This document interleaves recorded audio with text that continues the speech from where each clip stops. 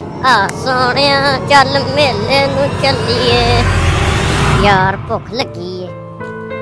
ਬੰਦਾ ਵੀ ਨਜ਼ਰ ਆਣ ਡਿਆ ਕੀ ਕਰਾਂ ਹੈ ਚੇਅਰਮੈਨ ਇਹ ਇੱਥੇ ਹੀ ਕਰਦਾ ਪਿਆ ਇਹਨੂੰ ਹੀ ਅੱਜ ਕਹਾਣੀ ਫਿੱਟ ਕਰਕੇ ਨਾ ਇਹਦੇ ਕੋਲ ਰੋਟੀ ਖਾਂਦੇ ਆ ਚੇਅਰਮੈਨ ਸਾਹਿਬ ਇਹ ਕਿੱਧਰ ਆ ਗਿਆ ਡੋਨ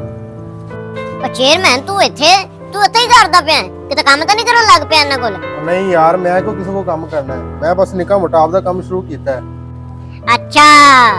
ਬਾਬਾ ਰੋਟੀ ਦਾ ਬਣਨਾ ਵੀ ਲੱਭ ਗਈ ਆ ਲਾਇਣਾ ਫਿਰ ਇੱਕ ਨਾਨ ਟਿੱਕੀ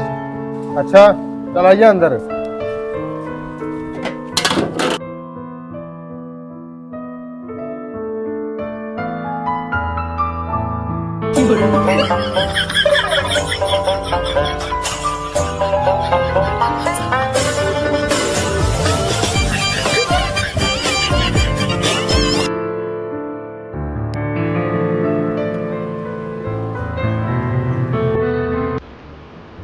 ਬਹਿ ਤੇ ਗਿਆ ਇਹਨੇ ਮੈਨੂੰ ਪੈਸੇ ਨਹੀਂ ਦੇਣੇ ਭਾਈ ਨੂੰ ਬਿਠਾਣਾ ਵਾ ਮਾਮ ਜਾਣਾ ਵਾ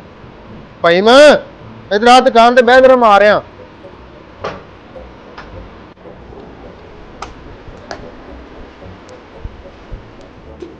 भाई पैसे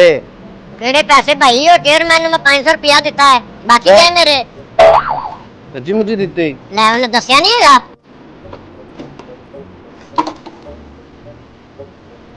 हेलो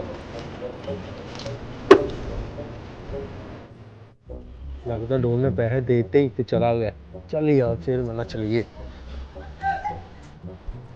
हाँ फिर डोन हिसाब दा क्लियर हो गया है हाँ जी हो गया ਤੁਹਾਨੂੰ 500 ਦੇ ਗਿਆ ਸੀ 450 ਮੇਰੇ ਕੋਲ ਬਕਾਇਆ ਲੈ ਕੇ ਮੈਨੂੰ ਤਾਂ ਨਹੀਂ 500 ਦੇ ਗਿਆ ਉਹ ਤੇਰਾ ਦਿਮਾਗ ਕੰਮ ਕਰਦਾ ਮੈਨੂੰ ਕੀ ਪਤਾ ਹੁਣ ਤੂੰ ਮੈਨੂੰ ਦੱਸ ਕੇ ਜਾ ਫਿਰ ਉਹ ਕਿੱਧਰ ਗਿਆ ਹੀ ਲਾ ਗਿਆ ਚੂਨਾ ਆਪਾਂ ਨੂੰ ਉਹ ਫਾੜੇ ਡੋਨੇ